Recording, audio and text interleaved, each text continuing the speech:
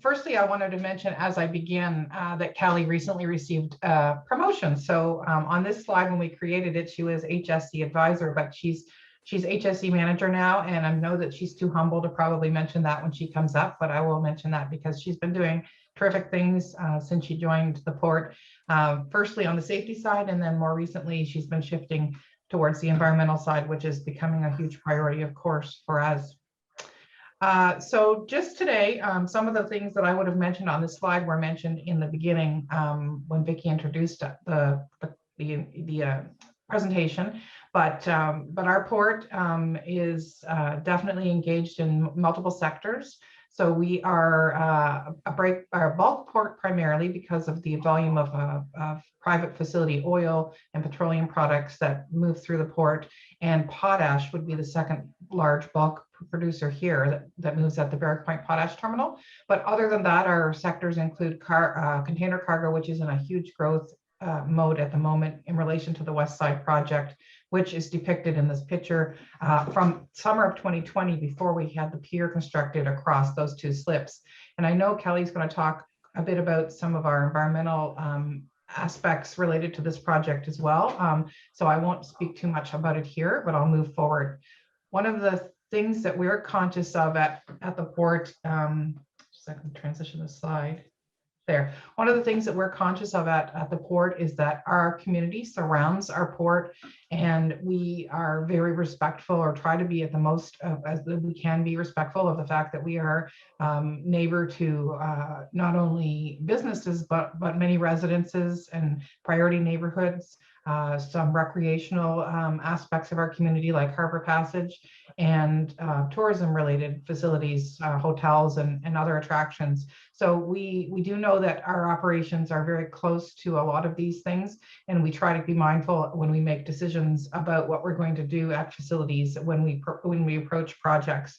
And this has been particularly brought into focus, as mentioned prior in the intro, in the last, I would say, 10 years, and it's increasing all the time. And as part of our decision-making processes, there are some decisions that we may have made in the past that we may look at differently in the future if they were presented to us based on this new philosophy and this new practice that we adhere to. And I know this audience knows St. John well, so I don't have to describe too much what's going on in these photos, because you definitely know what happens in our port because you see it on a regular basis. But we do have, as mentioned prior, an average of 28 million metric tons of cargo. This year, we're having an exceptionally strong year, particularly in the dry bulk sector with potash and with recycled metals. Those two cargo sectors are quite high this year, about 128% higher than they were last year at the same time period. Those commodities are both market driven, so they do fluctuate from year to year, but again, strong year this year for them. Potash, just for your interest, if you don't know, is used as a fertilizer in the agricultural industry. Most of the potash in our port goes to Brazil. A large portion of it goes to Brazil, which is a huge agricultural country. So overall in the bay and in our port, we have about over 800 vessel calls a year. In a regular year, when cruise is happening, we would have 60 to 80 cruise ships of varying sizes, and we were trending towards 200,000 passengers a year when the pandemic began to impact the industry. And that doesn't include the crew. If we're getting about 200,000 passengers, we have about 75,000 crew on those cruise ships. So there's a large influx, usually from May till the end of October, sometimes at the beginning of November, of people that come through the port. Now, this industry is in a rethinking phase with governments and health providers across the world, really. We will hopefully see a restart of a new type of cruise sector in the 2022 year. That's what's planned at this point. The government has been working closely with industry on protocols, and we've been working as a port authority with some of our leadership team on some various committees at various levels of authority and protocol on how this will work. And they're watching closely other areas in the world where cruise has already started up, like Europe. and you'll hear more about that in the coming months. But if you have any questions about that as we move on, definitely I can answer what I can. The West Side project, which I mentioned on the first slide, is a big focus of our organization currently. It is a growth project which will make that terminal able to handle double the capacity throughput which it is able to do today. So if we were able in a year at full capacity to put 150,000 TEUs, which is a box or a 20-foot equivalent unit. So if we were able to put 150 today or at the start of the project, by the end of this phase, we will be able to do 300 or 320 in a year. So it's quite a step change for the organization and our partners at DP World to be able to facilitate that amount of traffic increase. But what we know today is that with CP Rail's acquisition of the Central Maine and Quebec Railway in the state of Maine, that capacity actually will be exceeded in a shorter period than we originally predicted. So that has caused us to go back to the drawing board and look at the next phase that we had thought may happen 10 years out, happening sooner, and that would be filling in the slip piers and creating more laydown area for cargo. And it would take us up to the potential of 800,000 boxes a year, or TEUs a year. And it would be a huge change in how we operate as a port, and it's going to impact many areas, including how our labor operates, how we track and report to our customers on how the cargo moves, which is data and transparency. That's a huge area in port management today and shipping management today, because people want to understand where the cargo is at all points in the supply chain. So these are all facets of modernization. The most visible piece is that pier that everybody sees being built, but there are other aspects that are involved. So the first phase that I mentioned, that was a $205 million project funded by Province of New Brunswick, Government of Canada, and us in a three-way split. That is destined and to be finished and is predicted to be on time in early 2023. So there's going to be some more changes coming in the next year that you'll notice on that side of the harbor, and the terminal operator DP World will be looking at investing in cranes to add to the capacity over there as well. So that's a separate private sector investment in the project, but the piece that's ours is that $205 million pier and the gates that will be tracking the cargo moving and all the sort of infrastructure that's connected to the ground in those aspects.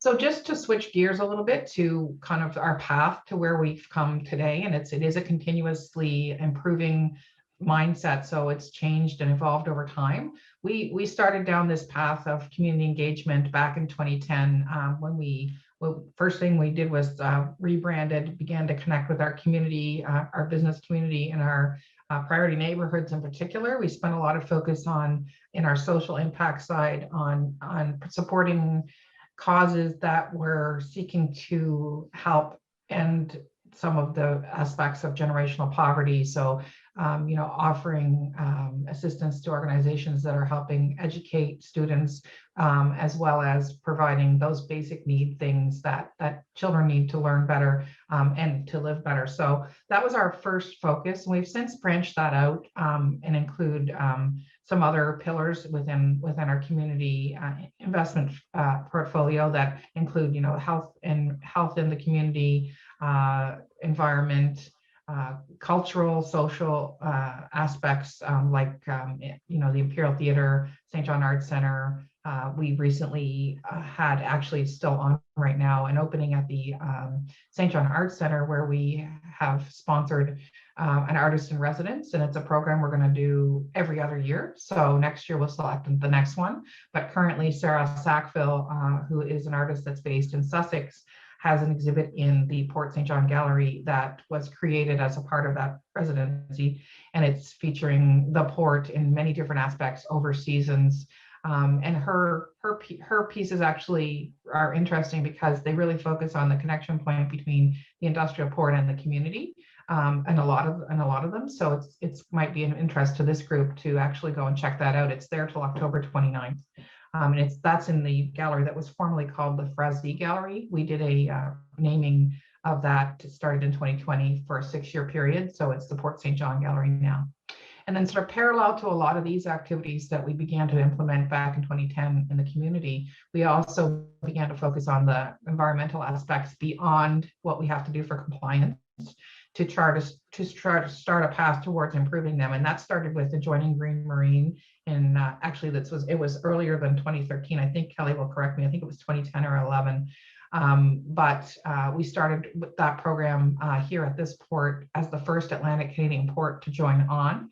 And it is, she'll describe it more, but it is a metric-driven program where it's always seeking to make the next steps towards environmental improvement and excellence for ports and terminals and other entities that belong in the marine community. We also began to partner more with agencies and organizations that are doing work in the harbor, like ACAP, and that's what you're seeing in the third picture. That was I believe, the microplastics study that they were conducting at the time. And again, the Art Center is what you see on the right. So these were the imperatives that when we put our program into place back 3 or 4 years ago now, that we recognize as important towards looking at more sustainable practices. And I could go through each of them, but they're quite plainly on the screen here. But what it actually boils down to is that it was part of a strategic decision to ensure that we are respecting not only the port stakeholders who are deriving the economic value, or the greater business community that is driving economic value, but also that we are ensuring that our workplace morale is tied to the work we're doing both on the social and environmental front. And we have started to build a culture that that also respects that and encourages our employees to take part in a lot of things, and Kelly will speak to them. And then we also recognize that we have a role in community development and listening to our community partners. Those are all very key and important to our business. This is the main part of our strategic plan and the pillars in our strategic plan. And what I would note to you on here is the last two, the safety, environment, and community pieces. Those pieces at one point in time didn't have quite so high a profile. So the way that this works is this is the sort of the overarching document that we all have, it's pasted on a wall in our staff kitchen, for example. It's on our website. It's in every piece of document that we produce, just reminding not only our organization, but others, these are the values that we hold as an organization as important. And these priorities that are in the pillars are tied directly to the CEO's annual performance plan. So he would have, or she would have, various parts of things happening in each of those buckets that they are accountable for on a yearly basis to the board. And it's part of their performance review. Likewise, when we get to the end of a fiscal year, which is December 31st for us, and we all sit down to think what are our priorities for the next year, or even when we're in their budgeting process, which is what we're doing right now for 2022, we're thinking at the top of mind how this particular framework will lead into our work plans for the year and how we can continue to contribute as an organization, as individuals, and as teams towards these goals. It's been an interesting exercise, and definitely our HR person has led that with us in terms of embedding these directly into our performance plans each year. And then what we do as a team, because we can, we're all very busy in our own functions, is that each year our teams present to the other teams or departments in the organization. And then we can find alignment across the organization as well, and the things that we can work on together in that particular year that are a big focus for various sections of the organizations. And when we recognize that in order to get to that point where we can make change in our culture, we recognize that people and culture are vitally important to our organization in achieving this, and that we do that through systems, communication, and our brand. And that's what that part at the bottom is. We call those are enablers to achieve the above strategic priorities. This document I'll just mention is basically, and it's busy, so I won't go through each part of it, but it's if you were to look at how we do that, this kind of describes it in a flowchart capacity. So the section in the middle, the board, management, and staff function, that's the corporate piece. But we recognize that as an entity that has, well, we're almost 40 employees now, 42, I think, as an entity that has 42 employees. We need the expertise and the involvement of others in our community, both our port community and our broader community. So this is how we engage out in a regular basis to get the feedback that we need to do our strategic planning and informing others on what we're doing. And over the time period of the last 10 years, this particular model has evolved from meeting with our port, the insular port group on a twice annual basis and having our once a year annual meeting to what you see here. It's a very broad and diverse program that goes across the organization, and as it aligns well with the pillars in the previous slide.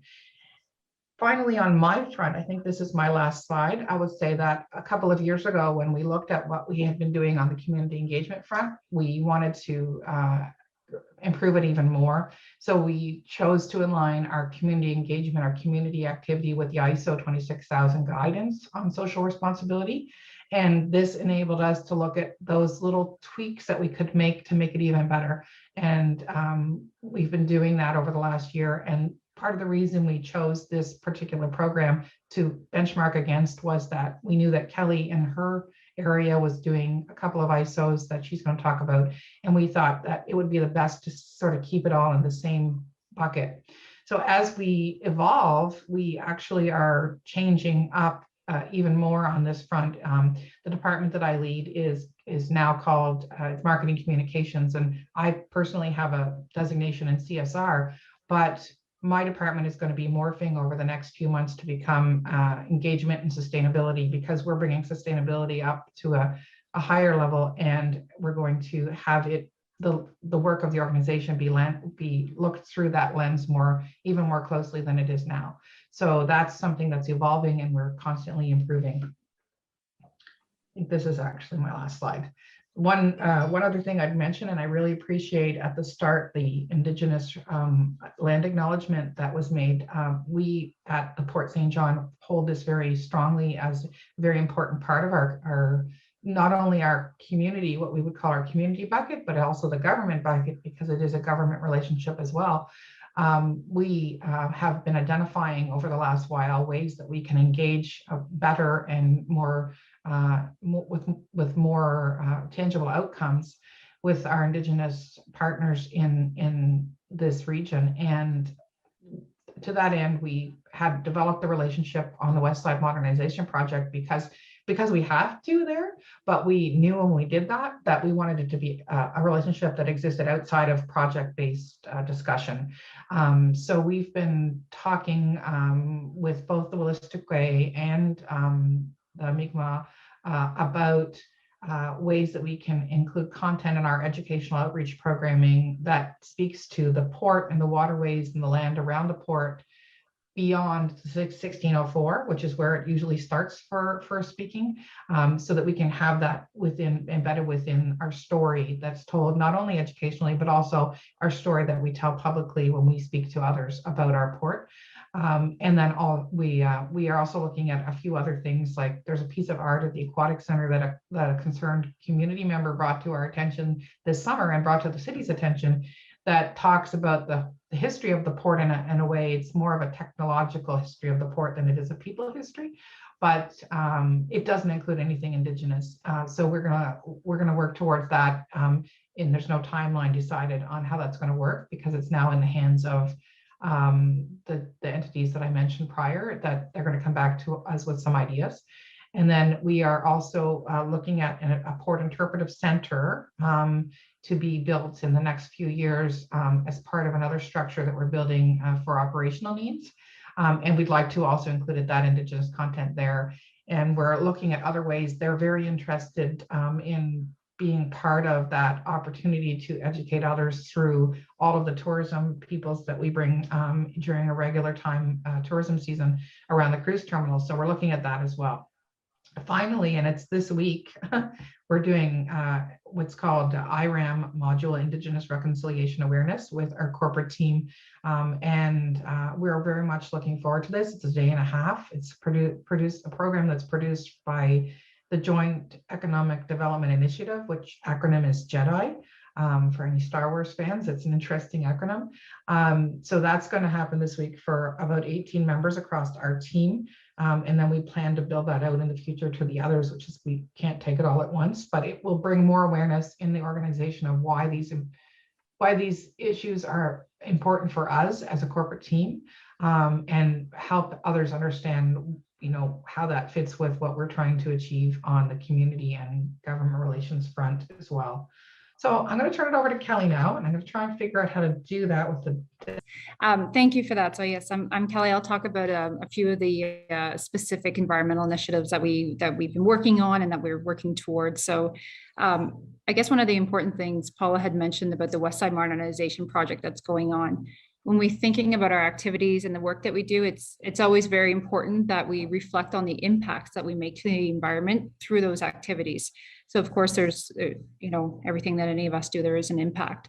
So with the project and the impacts that it did incur, we looked for offsetting opportunities, ways that we can enhance the environment on another side. And we reached out to our friends at ACAP and asked for some support and some insight as to certain projects that might be viable. And we found this project at Hazen Creek, and this is just off the Redhead Road out behind the industrial park. And we did this pretty significant fish habitat tidal marsh enhancement project. In this first picture, you can see there was 16 sheet piles, steel sheet piles that are about 16 feet long, and they were kind of cutting off the creek there from tidal flow, all those good things, and cutting off fish passageways for fish. So we removed the sheet piles, we reestablished the roadway, the access road down to that location, and we continue to do some monitoring there. We've captured some baseline studies with our friends at ACAP, and we're monitoring to make sure that what we strive to do is as effective. So we've got a 5-year kind of monitoring and review plan that's going on right now, making sure that, again, that things are restored as best that they can be. And we believe that it's going to be effective at this point. Why I cannot move from slide to slide. Oh, there we go. So Paula touched on Green Marine. We've been a member of Green Marine since 2011. So we're 10 years in. Green Marine is a voluntary certification program aimed at the North American marine industries. So there's ports and harbors, there's ship owners, terminal operators, and stevedores that can be a part of this organization or this program. And what it does, it kind of gives you a compass of where to focus your environmental, initiatives, those things that you should be looking for. It's a rigorous program, and again, it's completely voluntary. We do this because we see we realize the importance of it.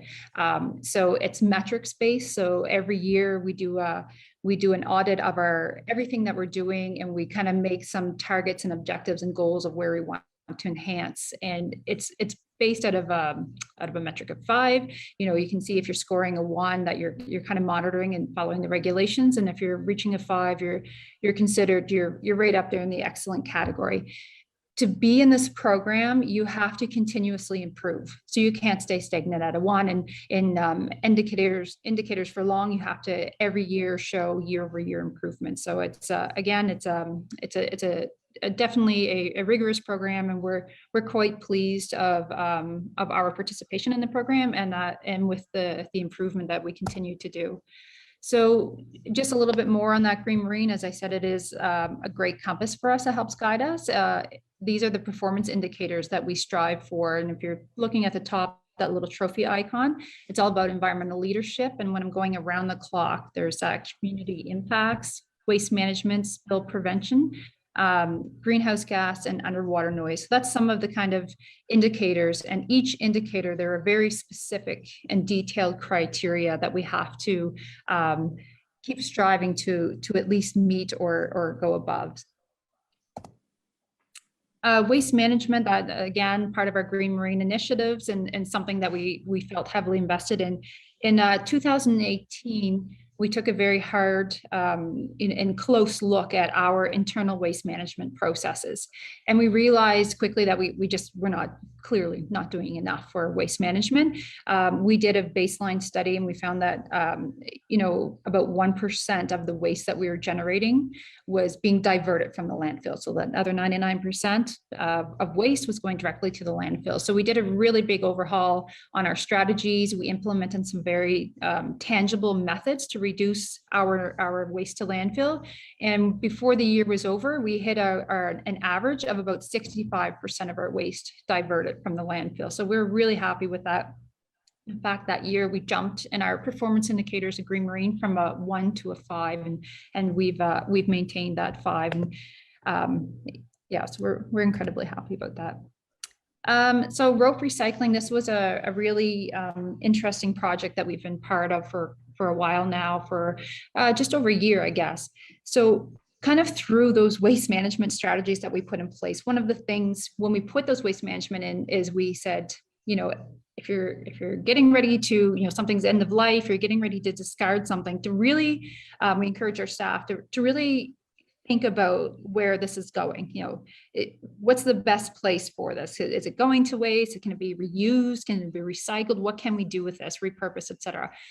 So because our folks were really engaged and they were really making purposeful steps to look at that, they, one day it was during a cleanup on one of our shorelines, and some of our employees said, we've collected this rope, and there was a considerable amount, and surely we're not going to take it to the landfill. So we did some really quick and deep investigating of opportunities to divert this from the landfill, and we ended up connecting with the Huntsman Marine Science Center in St. Andrews, and lo and behold, they were part of a debris-free Fundy program. They had a rope recycling initiative going on, and they had 6 bins, these 4x4 bins that they had located along the shorelines from Grand Manan all the way up to St. Martin's Harbor, and they were asking local users of those ports and harbors to put any discarded or found rope into these bins, and it was then taken to a recycling facility, which is much better. So that removes it from our waterways, where it's there's a critical impact there, and being diverted from the landfill. So we immediately thought, we definitely should be a part of this, and so we purchased 9 of those bins. We put those bins on our property, and the first year we collected and returned for recycling just over 6,000 pounds of rope. And then this year we've just about hit 10,000 pounds of rope that went to the recycling facility.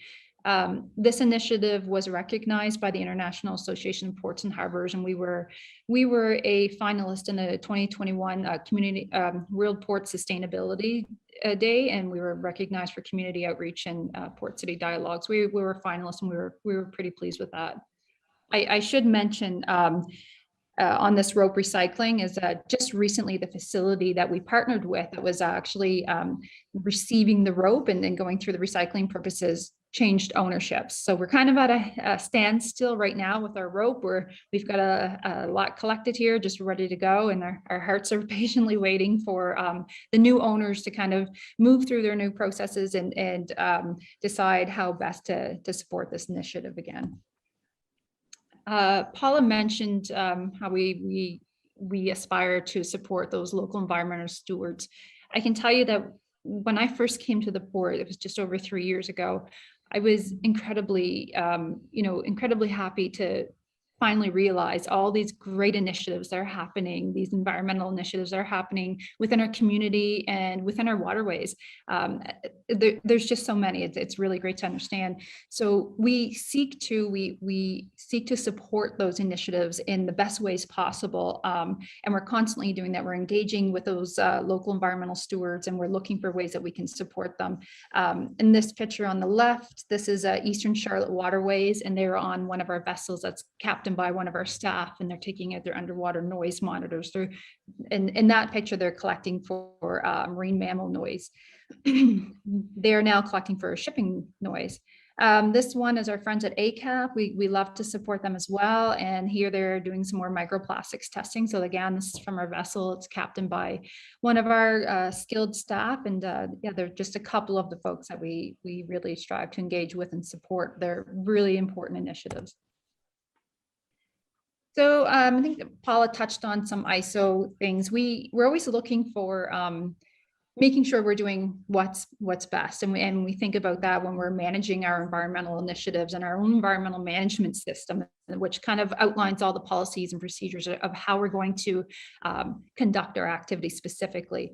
So we got our blessing sometime just during COVID. That was, it's a blur, the timeline there, to kind of reestablish our safety management system and our environmental management system. So we've been working on, it's been a long road. We've been working on a full overhaul of both of those management systems. And we're just launching actually on Monday, our new program, and it aligns with ISO 14,001 and 45,001. So 14,001 is the international standard on environmental management systems.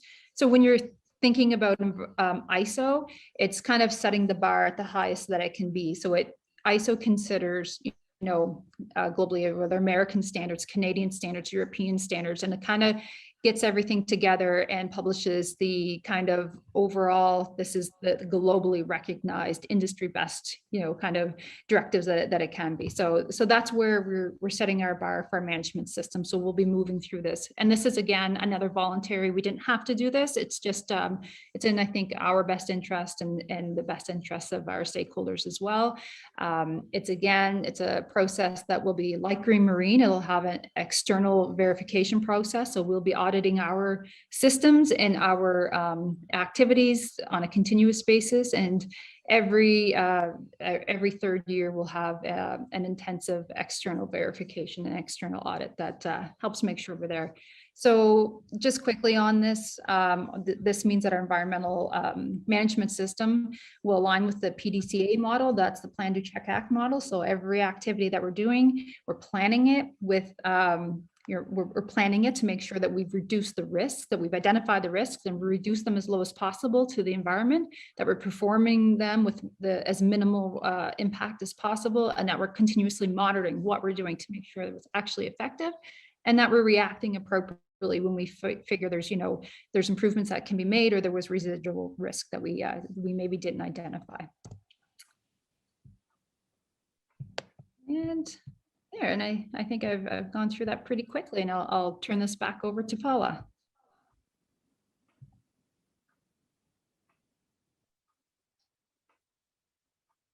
I think you're on mute, Paula.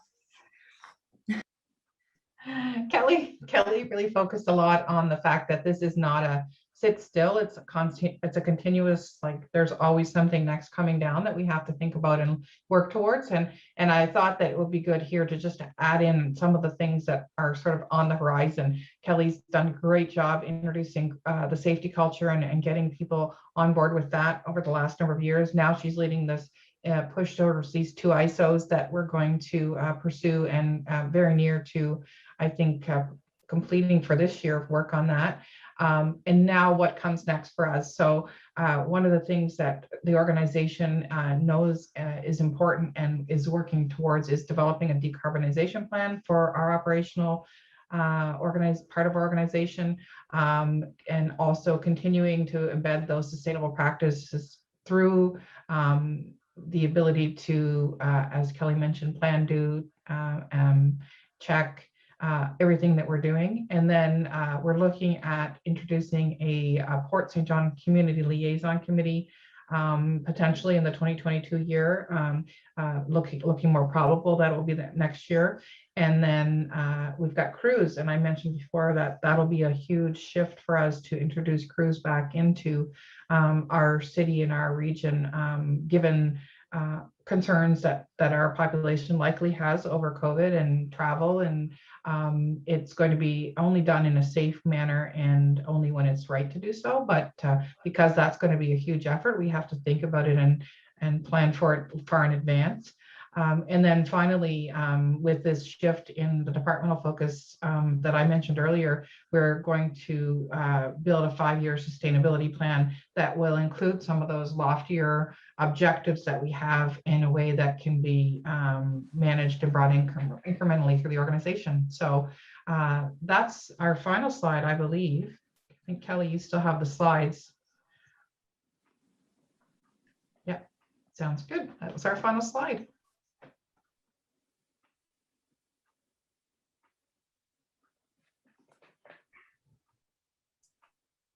Wonderful. I don't know if anybody, there wasn't anything in the chat I can see, but people are welcome to put some questions in there if they like. Oh, we got a Q&A. So how did you cut down waste to the landfill at 65%?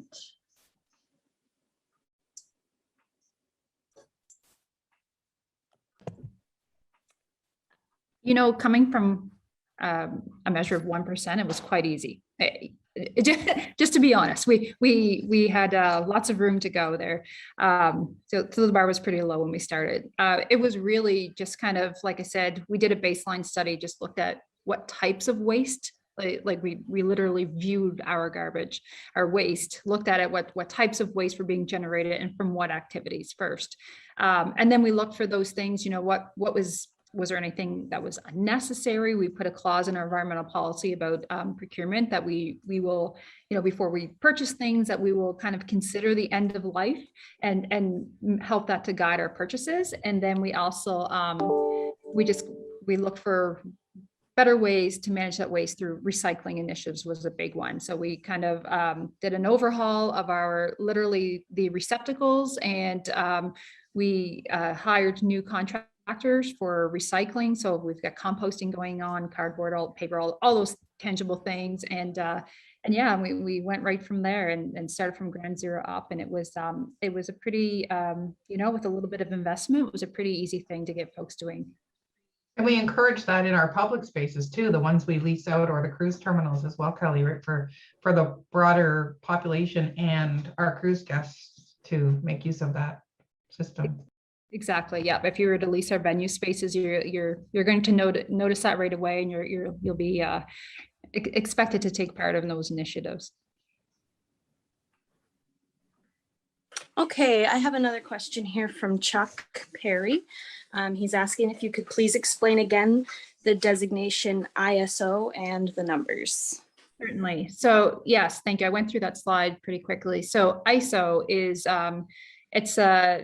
it's a standardized, it stands for International Organization of Standardization. So it's made up of bodies, representatives from globally that are industry, you know, standard makers in different countries. So there's folks that are on these, that are making these standards from, you know, CSA, Canadian Standards Association, the EU, the ANSI, et cetera, and they're making standards, they're publishing them on all kinds of topics. There's hundreds of topics, and they're really big on management systems. So a lot of folks would be familiar with ISO 9001, that's quality management systems.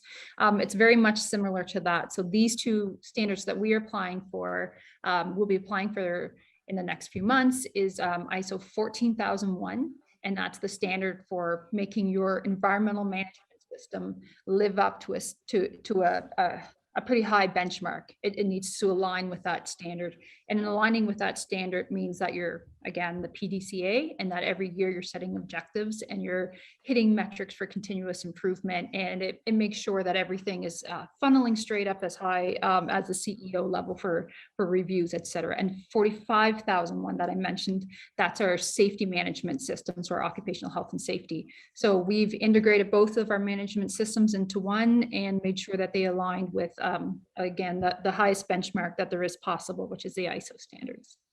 I hope that clarifies. And I have another question here from Vicky.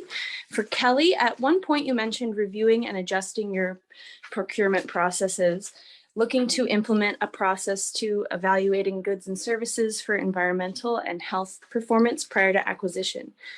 What kind of information is available to you to help assess this? Yeah, so that's a great question. So we quickly put that right into our environmental policy. We've got just very descriptive detail in there saying that before we, that we will evaluate before we procure, et cetera. So across the board on those tangible things that we're procuring, whether it's assets such as vehicles, et cetera, or products that we're furnishings and whatnot. We're expecting everyone to consider that. And there's lots of references that you can use. There's one I can find the link for it, Vicki, and send it to you. It's kind of slipping my mind right now, but it's a Canadian it's a Canadian kind of checklist that goes through, if it's furnishings, if it's your chemicals that you use, et cetera, kind of the questions that you need to ask before you're making those purchases. So we'll be information sharing all those links and stuff and really pushing that out in the next little bit here with our staff as well. Our procurement processes and procedures have just been refined with our new management system, and that's going to be a big another enhancement for us as well to revisit that and go through and make sure we're there. But we've done well with it. It's made us, the vehicles that we bought. We've got 3 hybrids because we've been encouraging this. We've got that replaced vehicles previously, and a lot of our lighting are now LED, et cetera. So definitely, we're all in that headspace now. And I would love to, if there's anything resource-wise that I can share from anyone on the call, definitely I'd love to share any of those resources that I have. Okay, I have another question here from Vicki. If we find rope on our beaches, where can we take it for recycling? It is a really tough one right now. Like I said, the one recycling facility that was taking rope was located in Penfield, and it just we didn't see it coming, and just in the last couple of weeks it changed ownership. So the new owners kind of just walked in, and I think it sounds like it was a quick takeover and change of hands, and they've kind of stopped everything right now. So in a nutshell, in the immediate terms, there is nowhere to take that rope except please remove it from the beach or the harbor or the waterways if you can. It's critically important that it gets removed from anywhere that can access the water. But for recycling, it's not there yet. We are hoping, and we're in constant communication with that owner, and we're constantly looking for, we're helping Huntsman Marine Science Center. We're both kind of investigating, reaching as far and wide as we can for another recycling facility or another customer for that product. It's and we're all waiting on bated breath that happens soon. Okay, and I have one more question. It's from Ray. Can you elaborate on the underwater noise project? Yeah, sure. So that's Eastern Charlotte Waterways.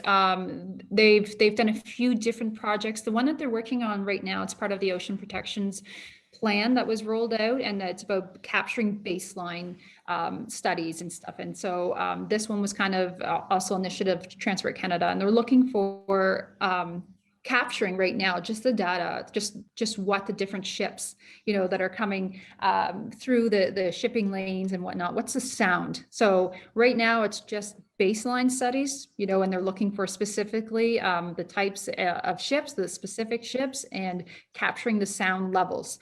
And then from there, that data can be used later on. Maybe somebody can use that to understand what that impact is, or, maybe use in a lot of ways, maybe to help steer some engineering controls and stuff for ships and whatnot. Okay, I'm not seeing any other questions, so we could pass it off to Vicki.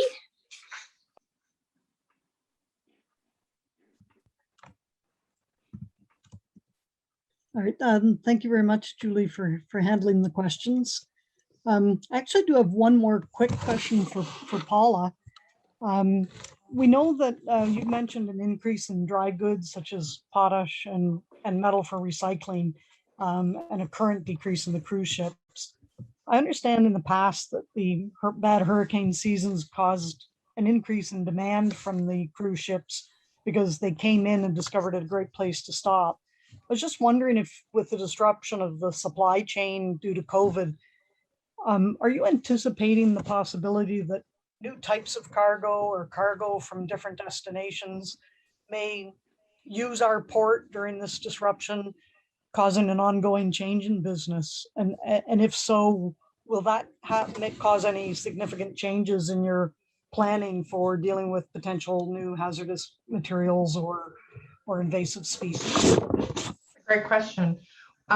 So basically, the drive behind the change in our business is really probably going to come more from the container sector than any other of our cargo sectors, simply because potash and recycled metal, the two examples that you mentioned, are at dedicated terminals. That's all that's handled at those terminals. And that's all that will be handled until an entire terminal change would take place. So those are, as I mentioned, mainly driven by market forces and need for that commodity in other places. So on the potash side, they've had a tremendous year because the market has enabled the potash to be sold at a rate more than the last year, for example. And also the impact on the West Coast, there was some blockages or some inabilities from supply chain to get the cargo from potash out on the West Coast, so it increased on the East Coast. So that kind of technically happened from that increase this year. Where we see growth coming in the future is in the cargo sector, in containers, and that's being driven by the increased capacity by the congestion at other ports. So in terms of the invasive species, I think I'd like to turn it over to Kelly because she would know more about how that's monitored. Take it away, Kelly. Certainly. Sorry, I was typing into the chat box there as you were speaking. Yeah. The question is on aquatic invasive species. Is that correct? Yeah, the question was, so with the increases in traffic from various cargo and places in the world, what will happen with regarding monitoring the invasive species that might come from those ships? So yeah, so invasive species, there are strict regulations on aquatic invasive species and how they need to be managed, how that needs to be controlled. There's actually designated locations for assessing. So when ships are coming into the Canadian waterways, et cetera, they have very strict protocols, places that they need to stop, get assessed, and take a look for if they're carrying any kind of aquatic and invasive species. Additionally, it's the same as dredging. It's the same thing. We're constantly looking for invasive species, making sure that within our dredge activities that we're not moving, transferring something from one place to another and identifying and reporting those things. And then there's different activities. If there was, a ship coming that was carrying something, then of course that would be mitigated immediately. By the time they reach here, they've gone through that process in our Canadian waterways. And then there will be more stops depending on where they're going. So it's definitely something that's very managed at a regulatory level. That's great. Thank you very much. So I do want to say a few thank yous. I want to thank Jan Riddell for making the initial contact with Paula and Kelly to determine that they'd be willing to give us such an interesting presentation. And Vanessa, thank you for your hosting of our virtual meeting, especially with the last minute change. We really appreciate your ongoing support. And Julie, thank you for brokering the questions from the attendees and for helping with the social media along with Chuck and Ann. So most of all, I want to thank Paula and Kelly for your informative presentation. And I know, Kelly, you'd planned to bring some props that obviously we couldn't do a meeting in person, but your content was easy to understand, and we certainly enjoyed it despite having to do the virtual meeting. You've done a great job representing the port and helping us come to know more about how the port operates and how the priorities are set. Particularly in supporting the environment, the community.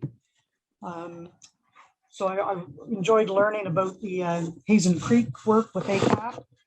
Seeing the restoration and the photos gives us a good idea of the kind of work that you're able to do. And supporting an organization like ACAP is certainly near and dear to our hearts. And I like the fact that on the Great Marine program, you voluntarily joined 10 years ago. So it shows that although the corporations gaining momentum in what they're doing. It certainly shows a long-term commitment that the port's been aware of their corporate responsibilities. I think it sets a good example that you're willing to take on increasingly challenging measurements every year. And also congratulations on your Port Sustainability Award for the debris-free Fundy and the ropes recycling. It's amazing that St. John can win an international award, and I think that really needs to be celebrated. Along with your promotion, congratulations, Kelly. So just a quick reminder of Paula mentioned the Port of St. John Gallery, the artists in residence. So if any of us have a chance to get there before it closes later in November, that'd be a great opportunity to support some local artists. I'm now giving you both a virtual presentation of gift bags prepared by Joanne Savage from our club.